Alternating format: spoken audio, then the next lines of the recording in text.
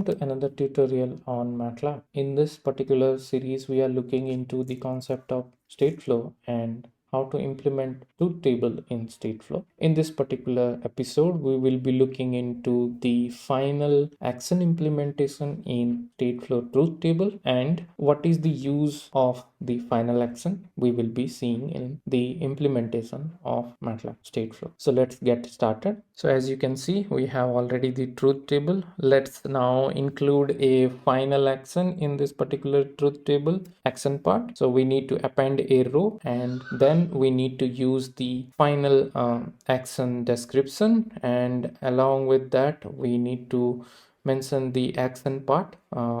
The action part can be implemented with the keyword final colon, and the action that we can take here related to zz equal to 1. Okay, so now let's go at the top level and we will be able to see the outcome. So here now out2 is related to zz, and we can see the zz variable is always 1 irrespective of the condition that we are changing here. So you can change everything related to the fault part, and the other outputs are changing but zz is not changing, which is the out2 variable. Okay, if you simulate without fault also, this will be 1. So suppose in any implementation that you want to have a particular variable as always a defined value, then you need to include the final action. So how this implementation works: so first the initial action will be performed,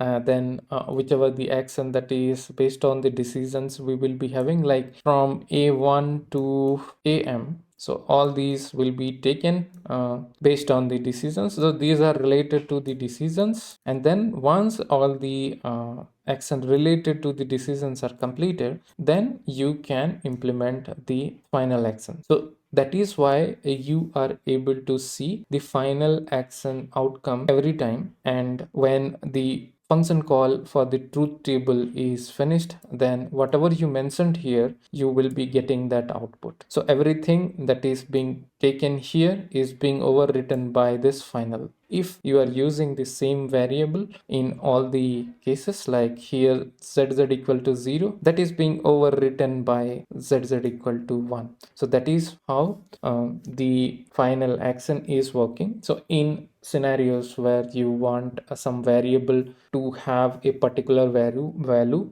or some actions that you want to perform once all the things are completed in your truth table, then you can implement the final action in that case. Here we are using one variable, so that's why it is always occupying that value which is mentioned in the final action. But you can implement functions also to perform different actions, and through that you can implement the final action in the truth table. So first it will do perform the initial action, then the action through the decisions, and then at the end it will take the final action. So that you can see in this particular 3 tutorials in the subsequent which we have taken through. So this is the sequence in which a truth table works. So yeah, this is how it is implemented. In case you are liking the channel, please consider subscribing. In case you have any comment or query, please let us know in the comment box. It will help us to improve your experience and clarify your doubts via the channel.